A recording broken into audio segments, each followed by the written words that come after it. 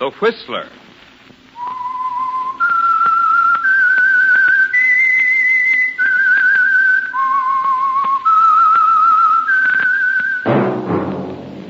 That whistle. The Whistler.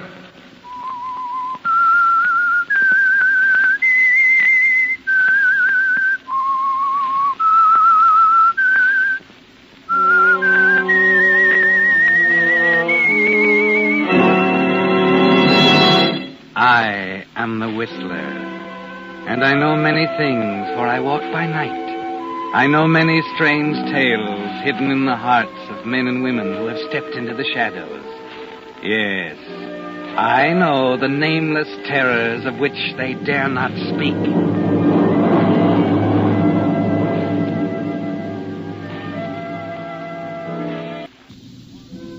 And now the Whistler's strange story.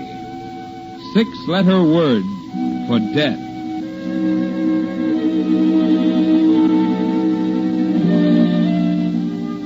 Thursday night was the climax. Every element in the marriage of George and Priscilla Haynes came to a sharp focus on that foggy Thursday night. 5 years of it. 60 months. 1,826 days, each adding a little pressure, each day contributing a little more water behind the dam that was destined to give way on that Thursday night when the fog hung like a blanket over the campus of State College. George Haynes had known the marriage wouldn't work from the first.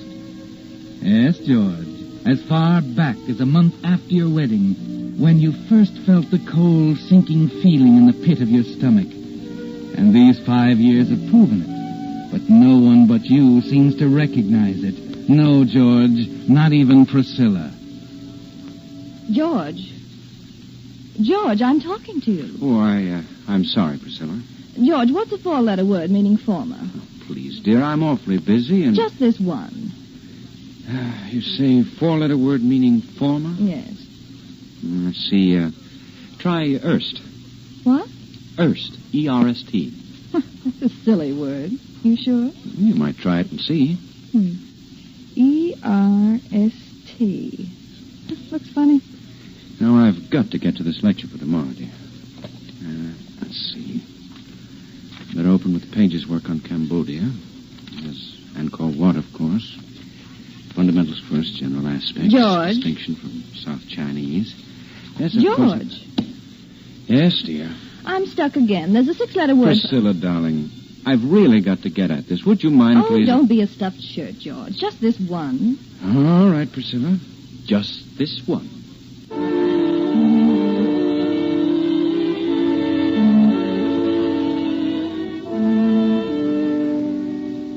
No, George. No one seemed to recognize the real trouble. The president of State College, Dr. Dawes, didn't get it either, did he, George? There was no way to explain it to anybody.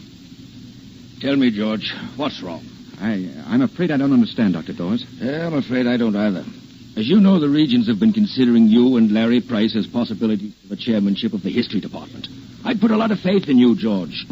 Now I'm beginning to wonder. I know my work has fallen off. What's the matter, George? I guess it's nerves or something. Maybe you need a rest. Why don't you take Priscilla and go No. I'm sorry, Dr. Dawes. I'd better go.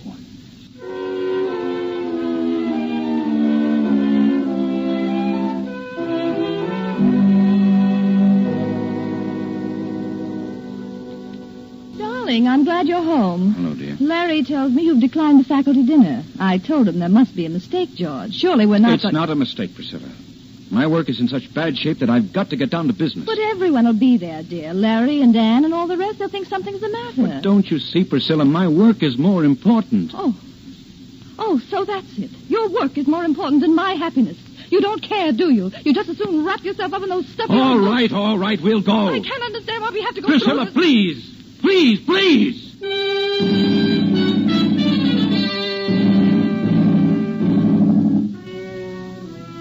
Larry and Ann and all the rest. They didn't get it either, did they, George? They can't understand the terror you feel when you realize Dr. Dawes is right. Your work is slipping. George Haynes, full professor of history, candidate for chairman of the department is slipping. You feel as if you're standing at the edge of a cliff, and Priscilla, with her inane remarks, her perpetual round of afternoon teas, faculty dinners, and 1,000 other distractions, is easing you over the brink. 5 years of it, George. 5 long years. And each day, each hour, building like a tower of blocks, designed to topple into ruins on that foggy Thursday night. The night Priscilla invited Larry and Ann to the house for an evening of bridge. George, of all the stupid plays, that one takes the prize. First you double them into game, and then you... Well, he wouldn't have doubled if you hadn't bid clubs, Priscilla. Oh, that had nothing to do with it. He was I'm simply... sorry, Priscilla. I guess I wasn't paying much attention to the game. Lucky for you, we're not playing for 1/4%, George. That's enough, Larry. Huh? What's the matter, Ann? George is tired. Maybe we better go. Go? Oh, don't be ridiculous, Andy. The evening's just started. I really have got to admit that I am a bit bushed. Nonsense. Well, let's see. That's 120 below the line. Where's the pencil? Here, take mine. Oh, thanks. 120. 700 rubber. You are tired, aren't you, George? Oh, would you think I was awfully rude if I... Don't be silly. Of course you're being rude.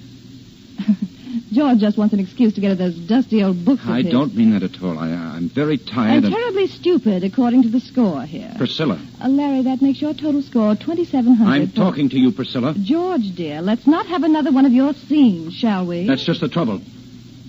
There haven't been enough of them. Why, George, dear. I've kept quiet too long. That's the trouble. You can't keep quiet too long or it gets inside of you. Oh, wait a minute. Take your hands off of me. George, you're making a fool of yourself. I ought to wring your neck.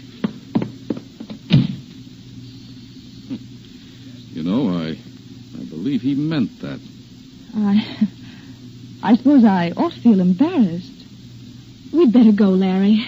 Yeah, I guess we better.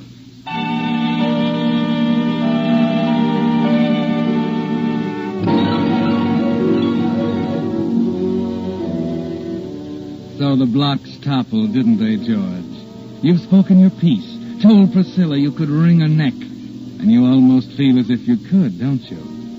She won't speak to you now, and for the first time in 5 years, the house is silent. Larry and Ann have gone home to the house next to yours on Faculty Row. Outside, the fog is cool and clean, and you suddenly want to lose yourself in it, to feel it press around you and clear some of the haze out of your mind. 15 minutes later, you find yourself near the bell tower on the campus.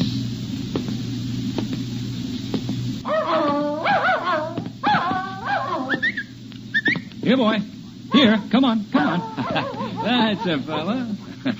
Well, where'd you come from, fella, huh? Say, looks like you ran away. You're a nice dog. Yes, you are. Yes, Cinder. Where'd that pup go?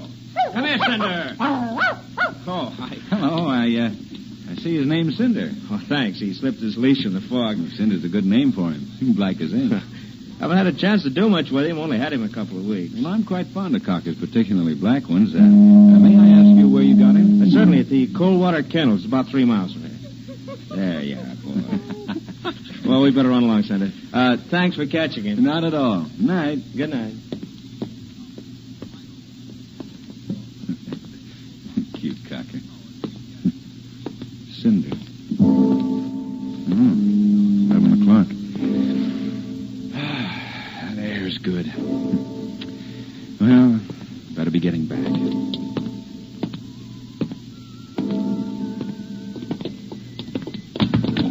Oh, I'm so sorry. I didn't see you in the fog. Here, let me help. Ann, wait a minute. That's strange.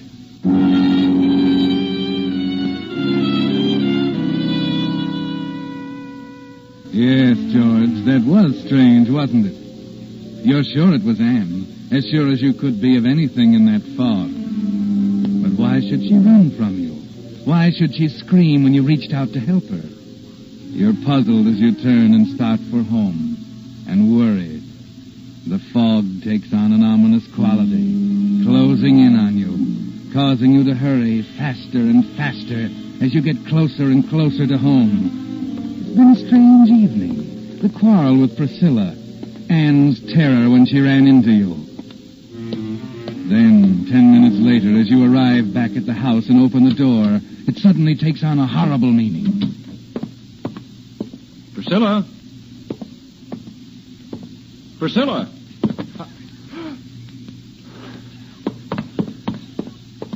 Priscilla? Priscilla? Dead. Strangled.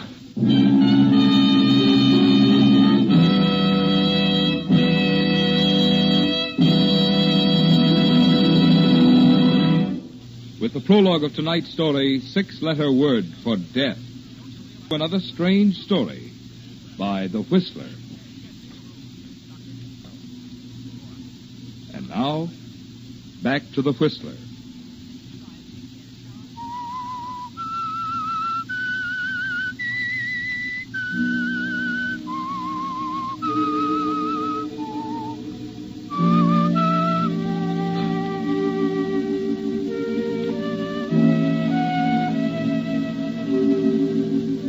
Yes, George, Priscilla is dead, strangled, lying on the floor by the window, a crossword puzzle and pencil beside her.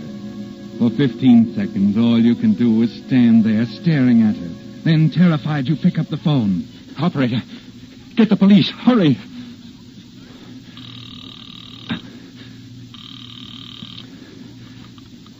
Police station, Sergeant Holland. Hello. Hello. Police station, Sergeant Holland. Wait a minute. Good Lord. I've kept quiet too long. That's the trouble. You can't keep quiet too long or it gets inside you. You're making a fool of yourself. I ought to wring your neck. Gotta get away. Get some air. Get out of here. Well, Professor, what's the hurry? Officer Gavin. What's up? Well, nothing, officer. Well, what's the matter? You look pretty worked up. There's Anything nothing I can wrong. do? Nothing at all, officer. Good night, Gavin. Hey, wait a minute, Professor. Huh, that's funny.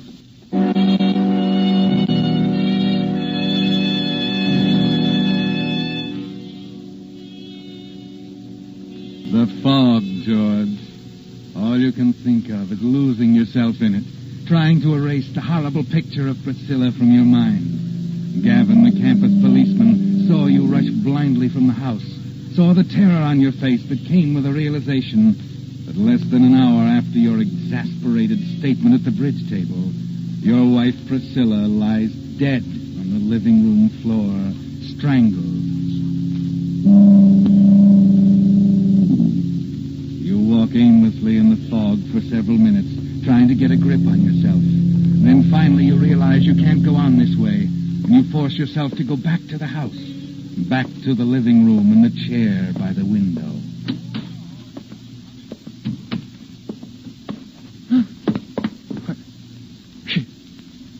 She's gone.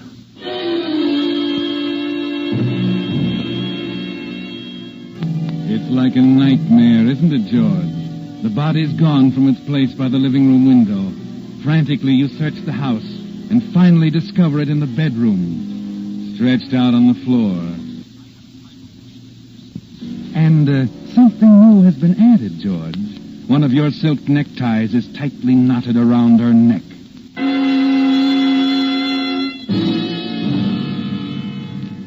Well, George, it's clear now. You're being framed.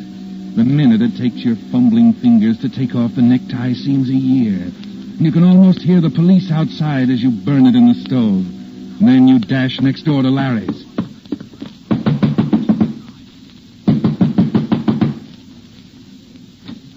Larry.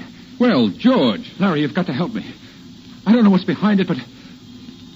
What's the matter? What are you staring at? What's that in your pocket, Larry? Huh? Oh, this? Yes. My pencil. Why? Your pencil? Yeah. What's wrong with that? Say, what's happened, George? Tell me. Nothing, Larry. Nothing.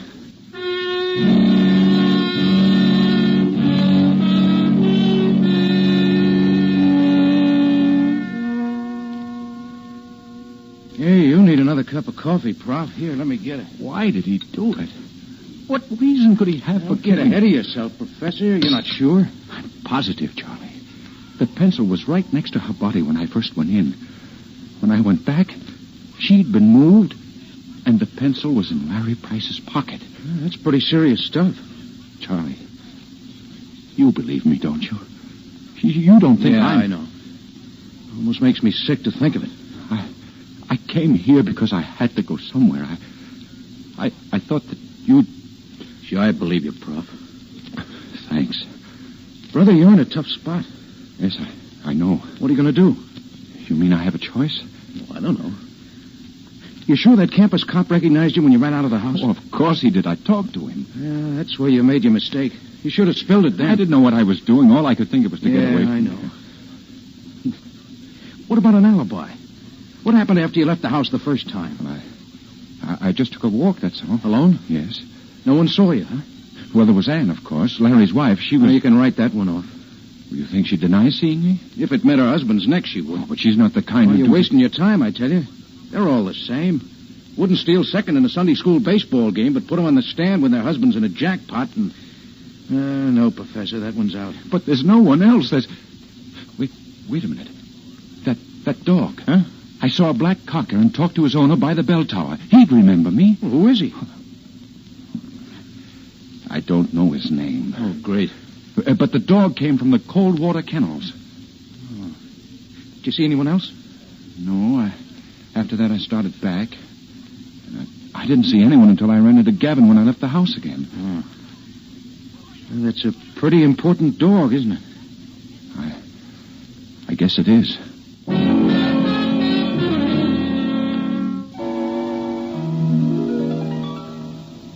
I'm awfully sorry. I would have telephoned, but the telephone... But the telephone was disconnected. Now, look. It's 1 a.m. in the morning, and I have no intention... Wait a minute, will you? I told you this was a matter of life and death, or we wouldn't have come. My good man, the cold water kennels deal exclusive in Cocker Spaniels. Over 100 dogs we have. More than half of them are black. How in thunder do you expect... But he said he bought in 2 weeks ago. Look, we've sold 30 dogs in the last 2 weeks. You don't know the man's name, don't even know what he looks like. You come here and get me out of bed at 1 a.m. in the morning and expect me to make miracles with a sales record. It don't make sense. All right, Mr. Coldwater. Come on, Professor. Believe me, I'm sorry, but if you only had something else to go on... Wait a minute. The dog's name was Cinder. Does that help? Yeah, there was a man. Wait. Called him Cinder. I remember now. Uh-huh. Who is it? Got it here. A man by the name of Morgenstern. He's new here. Staying at the Penn Hotel.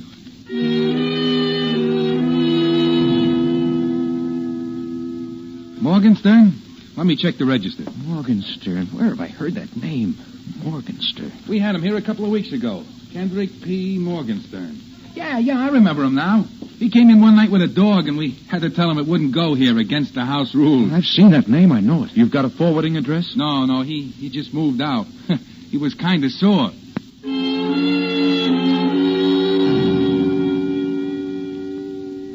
It's 3 o'clock, Charlie. Yeah. Kendrick P. Morgenstern. I remember seeing the name. It's such a funny handle. Well, try and picture it. You sure you saw it? Oh, yeah. Well, was it printed or written? Maybe a sign on a store window? It was written. I remember the K was funny. Well, it was a signature then. You saw him sign his name. It was a check. That's right. He came here to cash a check this morning. Wait a minute. You sent the deposits? No, I didn't. Where is it? In the safe. And it's got his name and an address on it.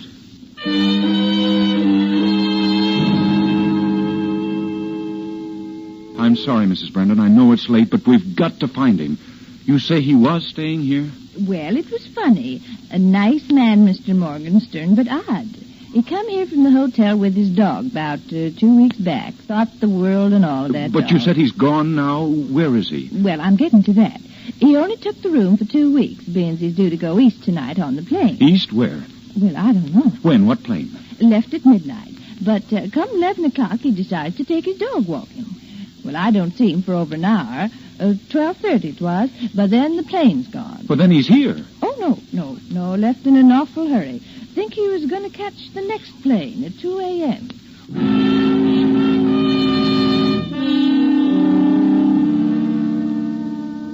But I've called all the other lines.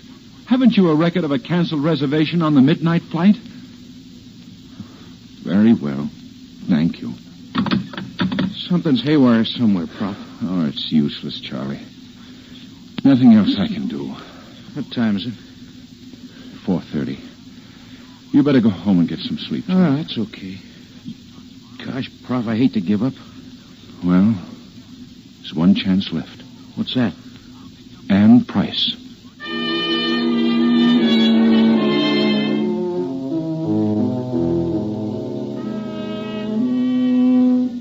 It's a slim chance, George, but it's the only one you have. After you leave Charlie, as you walk slowly through the campus toward Faculty Row, you try for the first time to think it through, to reason it out somehow. Larry's motive for killing Priscilla, Ann's terror when she ran into you, the brutal, heartless frame-up that hit you between the eyes when you went back the second time. It doesn't make sense. And you're too tired to think, too tired to play with an impossible jigsaw puzzle.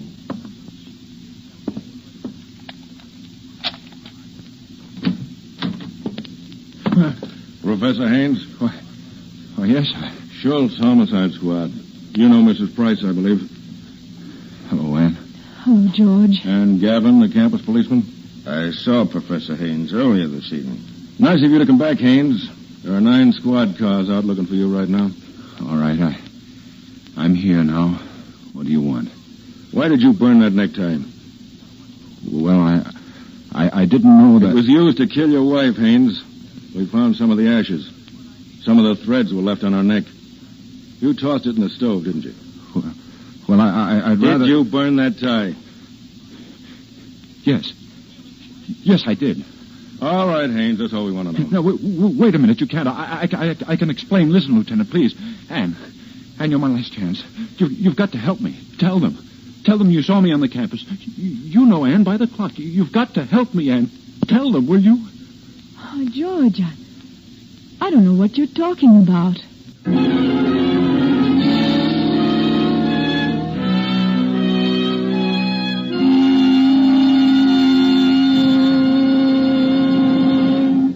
The Whistler will return in just a moment with the strange ending of tonight's story. And now, back to the Whistler.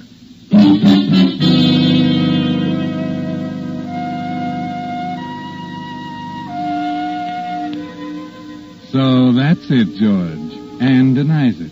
She didn't see you. Charlie was right, wasn't he? Women are wide-eyed and righteous until the chips are down, until something close to them is at stake. Then it doesn't seem to matter. You stand there quietly, looking at her for a minute. Then your knees begin to get weak and you sit down. You wonder for a moment where Larry is, and decide he's probably somewhere rehearsing the testimony he's going to use against you at the trial. Then suddenly you're too tired to wonder anything. George. Please, Ann. You don't need to say any more. Oh, I know it sounds ridiculous for me to say I'm sorry at a time like this. I should have known it was coming. It's been written all over his face for the past month. What? Who are you talking about? Larry. Perhaps I'd better explain, Mrs. Price. You see, Haynes Price was in love with your wife. Why, that's ridiculous. Oh, it's true, George. It came to a climax yesterday afternoon. She refused to go away with him. That's fantastic. It's true, George. Oh, don't you see? That's why Priscilla was so unreasonable last night. But how long? Oh, months. I thought Larry was acting strangely last night after we got home. And then when I saw him leave the house, I followed him. And she saw the whole thing, Haynes. Good Lord. Oh, all I could think of was running. He knew I saw him and followed me across the campus. I ran into him at the bell tower, but he was so surprised. Ann, that was I. What? Why? I thought it was Larry. That's why I... Of course. You were frightened. Well, anyway, I went to the police, and Lieutenant Schultz came right out.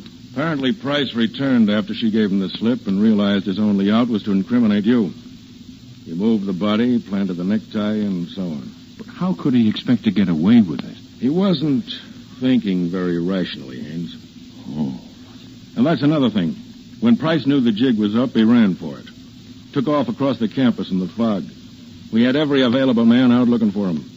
But it was pretty much of a needle in the haystack proposition in the fog for a while, until we got that big break. What was that? A little black dog. Apparently the dog got excited when Price ran by his master and broke away and ran after Price. One of our men was attracted by the barking. All he had to do was follow the dog, and there was Price. Forgot to introduce our star witness, Professor. How do you do?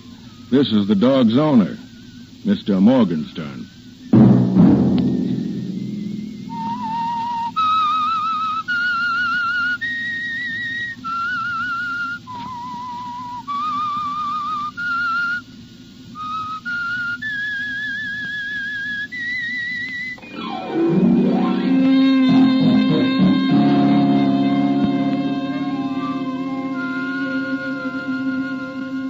Next Monday at 9 o'clock, The Whistler will bring you another strange tale. The Whistler is broadcast for your entertainment.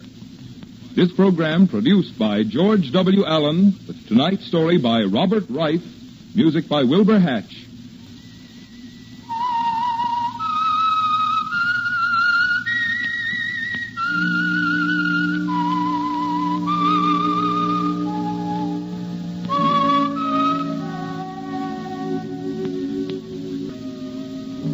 Marvin Miller speaking.